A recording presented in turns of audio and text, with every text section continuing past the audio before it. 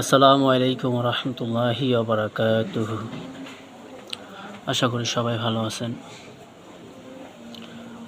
কিছু কথা আপনাদের মাঝে শেয়ার করতে চাই।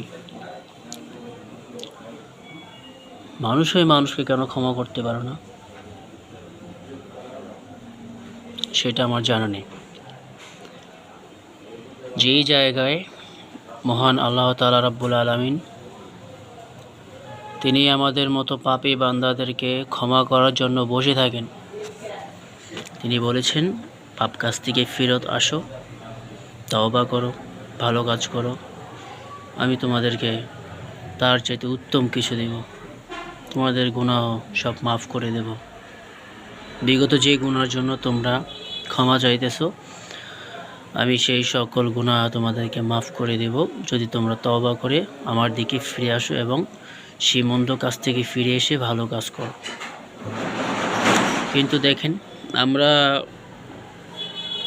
এত পাপ করি, এত গুনাহ করি, এত খারাপ কাজ করি, সেগুলো আল্লাহ তাআলা শুধু একমাত্র তওবার কারণে ক্ষমা করে দেয়। যদি আমরা সে পথ থেকে ফিরে আসি না, তো আমরা মানুষ হয়ে মানুষকে ক্ষমা করতে পারি না। জিনিসটা আজব না? মানুষ হয়ে মানুষের সামান্য ভুল ত্রুটি, দুনিয়ার ভুলগুলা কিন্তু সেটা একজন মানুষের ক্ষেত্রে মানুষের কাছে, মানুষ হয়ে মানুষের কাছে কিন্তু খুব সীমিত, ছোট। আর আল্লাহ তাআলার কাছে যে ভুলগুলা হয় সেটা খুব বড়, কেননা সেটার বিচার পরকালে হয়।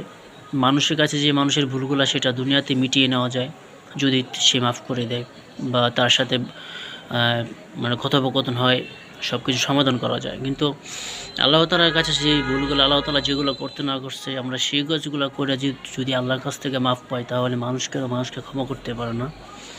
সেটি আপনাদের কাছে আমার জানার খুব ইচ্ছা। তবে আমি মনে করি মাফ করে দেওয়া উচিত।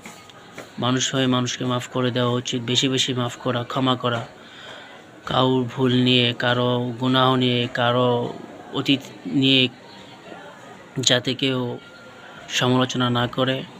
কেননা হইতে পারে এমন যে আজ যাকে আপনি গুনাহগার ভাবছেন, হতেও পারে কালকে সে আপনার থেকে উত্তম হয়ে যেতে পারে।